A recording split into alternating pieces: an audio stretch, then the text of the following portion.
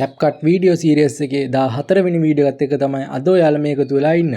ඔයාට පුළුවන් මේ දැන් යන උඩ කාඩ් එක ටච් කරලා CapCut ටියුටෝරියල් කියන ප්ලේලිස්ට් එකෙන් ඔයාට පුළුවන් මම CapCut ගැන කරපු කලින් වීඩියෝ වලට බලන්න පුළුවන්.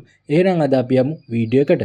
ඔයාලා මෙතන මේ new project කියන තැන ටච් කරගෙන ඔයාලට edit කරගන්න ඕන වීඩියෝ ක්ලිප් එක select කරලා ඔයාලා මෙතන මේ පල්ලෙහා add කියන තැන ටච් කරගන්න ඕන. ඊට පස්සේ ඔයාලට මෙන්න මේ වගේ ඔයාලගේ වීඩියෝ එක ඇඩ් වෙලා තිනවා බලා ගන්න පුළුවන්. ඊට පස්සේ ඔයාලගේ වීඩියෝ ක්ලිප් එකට ටච් කරලා ඔයාලා මේ පල්ලෙහා තියෙන tool වම් පැත්තට මේ විදිහට ටච් කරගෙන යන්න ඕන.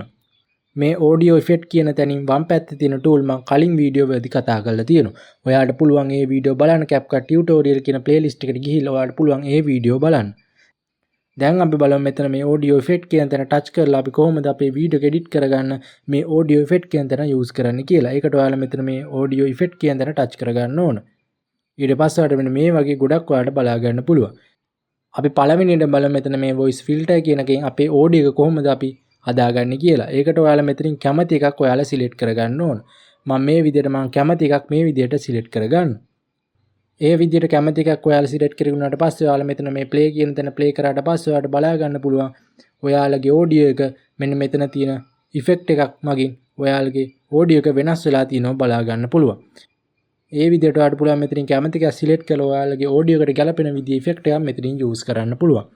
ඊට පස්සේ ඔයාලා මෙතන මේ දෙවෙනියට තියෙන voice characters කියන තැන ගියාට පස්සේ ඔයාලට මෙන්න මේ වගේ බලා ගන්න පුළුවන්. ඔයාලා කලින් වගේම ඔයාලගේ audio එකට ගැලපෙන voice character එක මෙතනින් select කරගන්න ඕනේ. ඒ විදිහට select කරලා ඔයාලට play කරගෙන උනාට පස්සේ ඔයාලට පුළුවන් ඔයාලගේ audio එක ඔයාලා select කරපු voice character එක අනුව ඔයාලට අහගන්න පුළුවන්.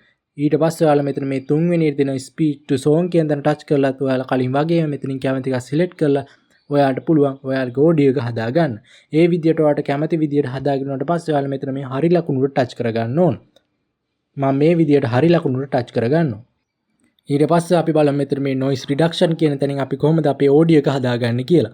ඒකට ඔයාලා මෙතන මේ noise reduction කියන තැන ටච් කරගන්න ඕන. ඊට පස්සේ ඔයාලා මෙතන මේ ටික් එක දාගෙන ඉවරට පස්සේ ඔයාලගේ audio එකේ තියෙන අනවශ්‍ය ශබ්ද ඉවත් වෙනවා ඔයාලට බලා ගන්න පුළුවන්. ඒ විදිහට ඔයාලා මෙතන මේ තියෙන ටික් එක දාගෙන මෙතන මේ පල්ලෙහා තියෙන හරි ලකුණට ටච් කරගන්න ඕන.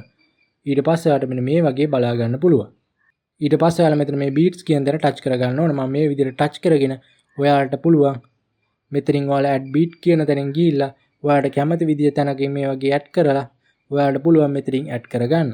ඔයාලට පුළුවන් ඔයාලට select කරපු එක අනවශ්‍ය නම් ඔයාලට පුළුවන් මෙතන මේ delete කියන තැන touch කරලා ඒක ඉවත් කරගන්න.